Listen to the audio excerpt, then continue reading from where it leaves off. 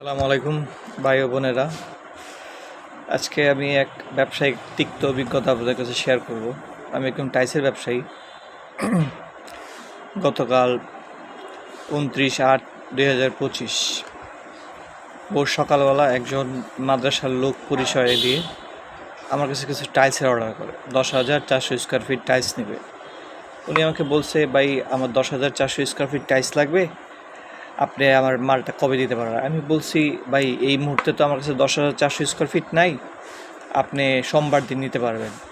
তো উনি বললো, ভাই তাহলে 400 স্কোয়ার ফিট আমার আর্জেন্ট লাগবে, মাদ্রাসায় কাজ করাবো, আর্জেন্ট লাগবে।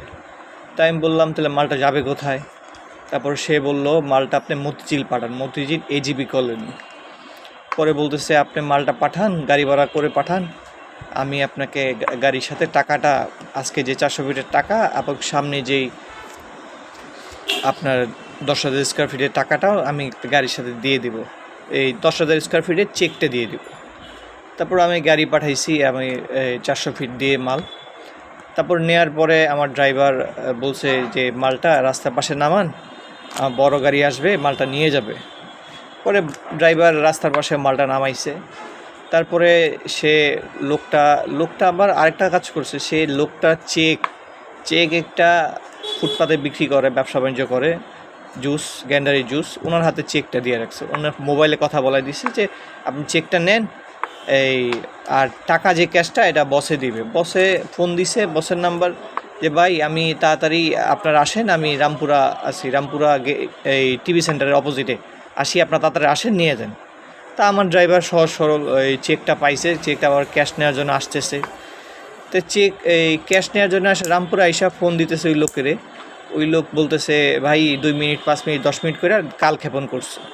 তারপরে সে ড্রাইভার আমাকে ফোন দেওয়ার পর আমি বলছি, তাড়াতাড়ি আপনি সাইডে যান, এটা কোনো একটা ঝামেলা হয়েছে। তারপর সে সাইডে গেল, আমিও সাইডে গেলাম, কিন্তু কাউরে পাইলাম না, ওনাদের নাম্বার টোটালি বন্ধ। এইটা থেকে একটা জিনিস, আপনারা যারা ব্যবসা করেন বা সাধারণ ব্যবসায়ী, ছোটোখাটো ব্যবসায়ী, একটা জিনিস আপনারা খেয়াল করবেন, দোকান থেকে মাল বের হইলে খুব পরিচিত না হলে গাড়ির সাথে যে টাকা আনার অপশনটা এটা রাখবেন না। ফুল টাকা দেবে, মালটা নিয়ে যাবে, নতুবা আপনারা আমার মতো প্রতারণার পাল্লায় পড়ে যাবেন। আমি থানায় গেছি, এই কমপ্লেন করছি, কিন্তু থানায় আমার কমপ্লেন নেয় না।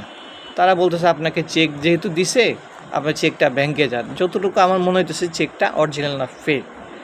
আপনারা যারা টাইলসের ব্যবসা করেন বা টাইলসের এই বড় বড় ডিলাররা যারা আছেন, কারো ফোনের কথায়, কারো কলে মাল পাঠাবেন না, তাহলে কিন্তু আপনার প্রতারকের পাল্লায় পড়বেন আমার মতো। আমি তো অল্পতে পার পাইছি, আমার মতো যারা কারো না হয়, আমি সবার কাছে এই আশা করি, আপনারা মাল পাঠানোর আগে একটু সাবধান হবেন। ধন্যবাদ। আর প্রতারকদের নাম্বার, ফোন নাম্বার আমি আপনাকে দিয়ে রাখতেছি, আপনারা নাম্বারগুলো দেখতে পারবেন।